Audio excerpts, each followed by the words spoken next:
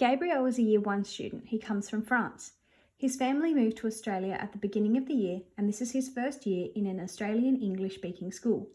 Gabriel speaks French at home and speaks limited English at school. It is now the end of second term, and he has picked up English quite well in the 2 terms he has been at school. He had never spoken English prior to starting at school this year. He can say, understand, and write basic sentences. However, he struggles to read English book and relies on copying other students' work to get him started in activities. This frustrates and annoys other students in his class. He tries hard to engage with other students outside the classroom and relies on watching them to see what is happening and then trying to participate. He is excluded due to his minimal English. He struggles to understand the rules of students' games at recess and lunch and their conversations. The teacher of the classroom has many years of experience. However, over the course of her teaching career, she has only had a handful of students in her class that speak English as a second language. Unfortunately, the teacher views Gabriel as a burden within the classroom and gets frustrated when he doesn't answer questions. Gabriel's needs are not supported within the classroom. There is no extra support, differentiated learning experiences, or resources available for him. The teacher applies a one-size-fits-all approach to her teaching practices. The teacher's behaviour indicates that she does not see herself as fully or even partially responsible for Gabriel's learning and participation within the classroom. She believes that his needs are too great for the time available in class. There is a teacher's aide who is present in the classroom 1 day a week for another student in the classroom who has learning difficulties, but the teacher gets Gabriel to work with the aide when she is there. She holds negative, stereotypically counterproductive views regarding not only Gabriel, but low socio-economic and Indigenous students. The academic expectations of these students have been lowered because of this. The teacher views Gabriel with the deficit discourse. Deficit discourse refers to the disempowering patterns of thought, language and practice that represent people in terms of deficiencies and failures. The individual qualities of Gabriel are being ignored and viewed as irrelevant by the teacher.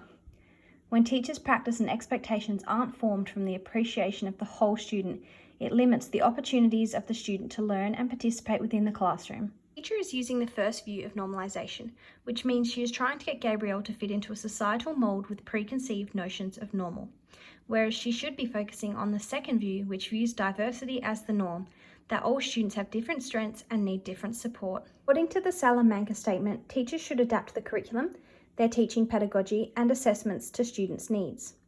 ACARA states that all students are entitled to rigorous, relevant and engaging learning programs drawn from a challenging curriculum that addresses their individual learning needs. The Melbourne Declaration on Educational Goals for Young Australians includes 2 goals: that Australian schooling promotes equity and excellence, and that all young Australians become successful learners, confident, creative individuals and active and informed citizens. The teacher needs to make significant changes to her teaching to align with these documents and better support Gabriel. She needs to get to know Gabriel's social and cultural background and realise these are a resource for learning.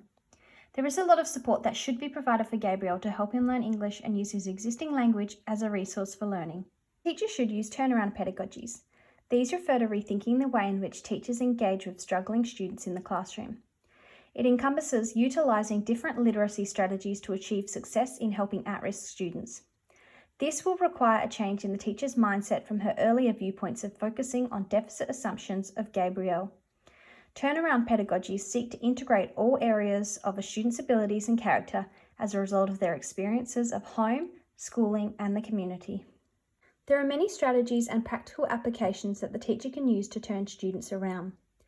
Delving into the resources contained in Gabriel's virtual school bag will enable the teacher to better understand where Gabriel is at with his learning.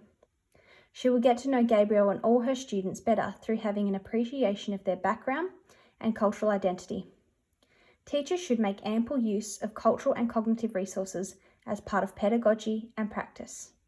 Adopting a child-centred pedagogy can be beneficial to all students and can help to remove the one-size-fits-all attitude in education. The teacher needs to work with the school, Gabriel's family, and the community. The teacher should analyse and interpret Gabriel's experiences from an open, questioning, and curious perspective. Adopting an inclusive pedagogy will allow the teacher to acknowledge every student in her classroom and their family's right to be recognised and valued. During my community service, I witnessed firsthand how important individualised learning and recognising and appreciating children's backgrounds is. The organisation I worked with supports children who have a disability.